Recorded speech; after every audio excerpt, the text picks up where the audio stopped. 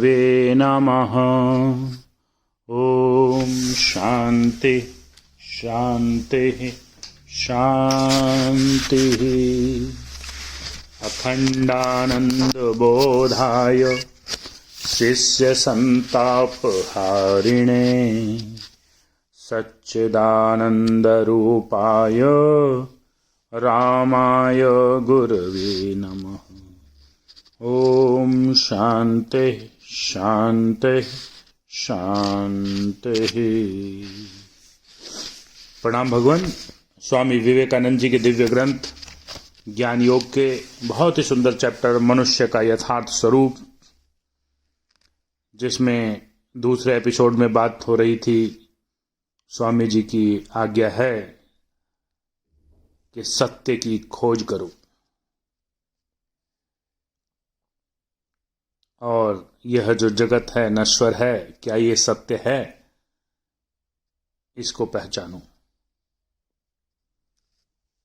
तो आगे लिखते हैं, दूसरा उत्तर यह है कि इस प्रश्न के वास्तविक उत्तर की खोज करो, सत्य की खोज करो। इस नित्य परिवर्तनशील नश्वर जगत में क्या सत्य है, इसकी खोज करो। कुछ भौतिक परमाणुओं के समष्टि स्वरूप इस देह के भीतर क्या कोई ऐसी चीज है जो सत्य है? मानव जीवन के इतिहास में सदैव इस तत्व का अन्वेषण किया गया है। हम देखते हैं कि अति प्राचीन काल से ही मनुष्य के मन में इस तत्व का अस्पष्ट प्रकाश उद्भाषित हो गया था। हम देखते हैं कि उस समय से मनुष्य के स्थूल देह से अतीत एक अन्य देह का भी पता पा लिया है, जो अनेक अंशों में इस स्थूल देह के ही समान होने पर भी पूर्ण रूप से वैसा नहीं है। वह स्थूल देह से श्रेष्ठ है। शरीर का नाश हो जाने पर भी उसका नाश नहीं होता।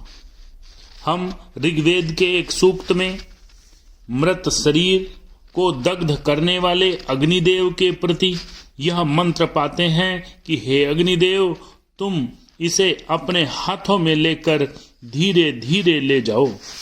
इसे सर्वांग सुंदर ज्योतिर्मय देह से संपन्न करो।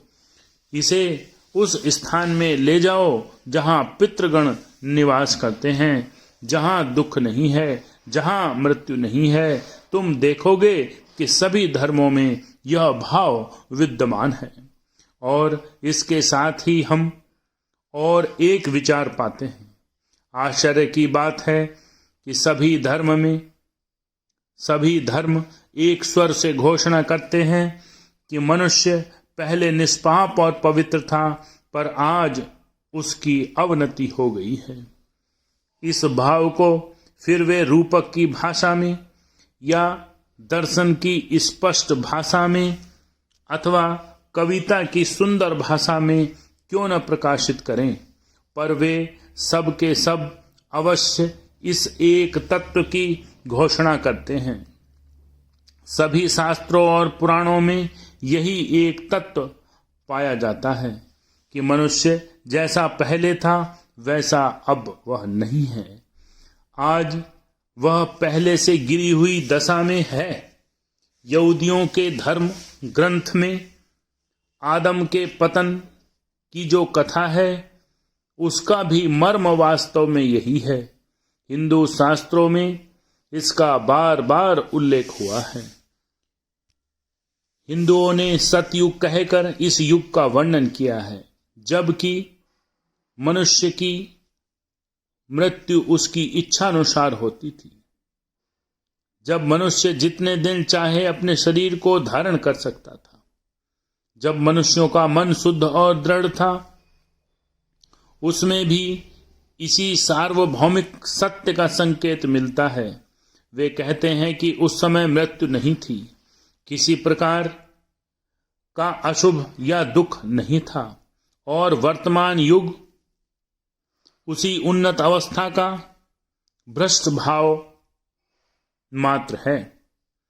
इस वर्णन के साथ साथ हम सभी धर्मों में जल प्लावन अर्थात प्रलय का वर्णन भी पाते हैं। प्रलय की यह कथा ही